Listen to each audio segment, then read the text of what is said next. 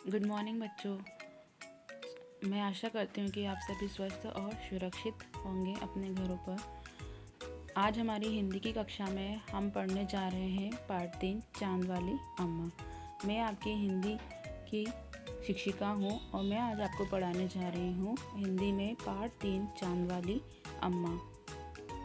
पिछली कक्षा में बच्चों हमने पाठ 2 पढ़ा था शेखीबाज मक्खी।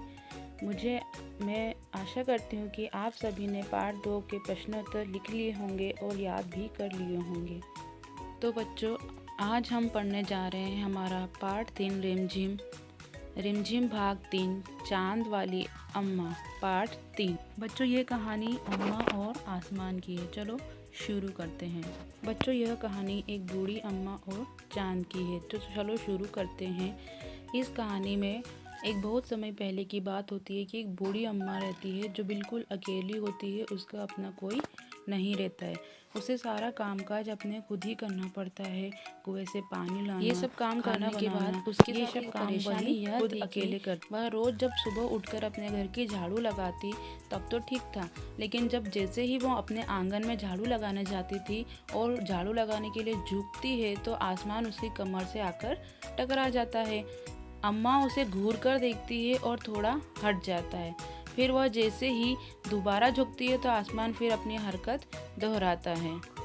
2 दिन ऐसा ही चलता रहता है और आसमान अपनी हरकतें दोहराता रहता है। अम्मा झाड़ू लगाए और आसमान उसे तंग करने लग जाता है। एक दिन जब अम्मा कुएं पे पानी भरने जाती है तो अम्मा को पानी भरने को लेकर अम्मा का किसी से झगड़ा हो जाता है। अम्मा जरा गुस्से में थी। वह झाड़ू उठाकर आंगन में गई। जैसे ही झुकी आसमान फिर से वही अपना काम दोहराता है। अम्मा पहले से ही गुस्से में रहती है। अम्मा को और गुस्सा आ जाता है। अम्मा कुछ भी नहीं देखती है और कसकर एक झाड़ू आसमान को मार देती है। आसमान झट हट जाता है, पर वह अपनी आदत से मजबूर था। दूसरी बार फिर से अम्मा के जूते ही टक्कर मारने लगता है। अम्मा ने पूरी ताकत से उस पर वार किया। जब अम्मा आसमान से लड़ने लगती है तो आसमान अपनी शरारत करने लगता है।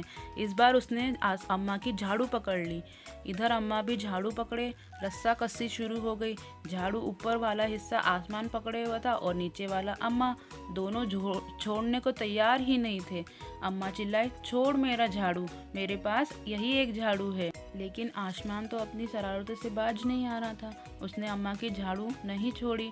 बूढ़ी अम्मा कब तक रस्सा कस्सी करती, थक गई थी। आसमान ने झाड़ू खींचना नहीं छोड़ा। अब वह झाड़ू के साथ ऊपर उठने लगा। उसके साथ झाड़ू पकड़े हुए आसमान के साथ साथ अम्मा भी ऊपर जाने लगती है। वह चिल्लाती है, मुझे छोड़ दो, मुझे जाने दो। आसमान कहता है, अम्मा मैं तुम्हें नहीं छोड़ूंगा, मैं तुम्हें ऊपर लेकर जाऊंगा, अब तुम वहीं पर झाड़ू लगाना। बच्चों चांद और आसमान और अम्मा दोनों में खींचाखाची चलती है, लेकिन अम्मा झाड़ू नहीं छोड़ सकती थी क्योंकि अब वह बहुत ऊपर पहुंच जाती है। तभी उसको वहां पर चांद दिखाई देता है। अम्मा अपना पेट बढ़ाती है और चांद पर चढ़ जाती है, लेकिन झाड़ू नहीं छोड़ती है। आसमान को फिर से शरारत सूझती है। उसने सोचा अम्मा चांद पर चढ़ गई है, यदि उसकी मदद चांद करेगा तो मैं हार जाऊंगा, इसे यहीं रहने देता हूँ। तो अम्मा चांद पर ही रह जाती है। ऐसा सोचकर वह झाड़ू छोड़ देता है और अम्मा झाड़ू सहित चांद पर ही रह जाती है। वह इतनी थक जाती है कि झाड़ू पकड़े पकड़े चांद पर बैठ जाती है। आसमान ऊपर चला जाता है। जब आसमान ऊपर चला जाता है तो उस दिन से बूढ़ी अम्मा झाड़ू पकड़े चांद पर ही बैठी रह जाती है। तो बच्चों ये हमारी कहानी थी चांद वाली अम्मा, क्योंकि अम्मा चांद पर रह जाती है इसलिए वह चांद वाली अम्मा हो। बच्चों इस कहानी को आप किताब से पढ़िए और किताब के पीछे दी गई अभ्यास प्रश्न को आप करिए।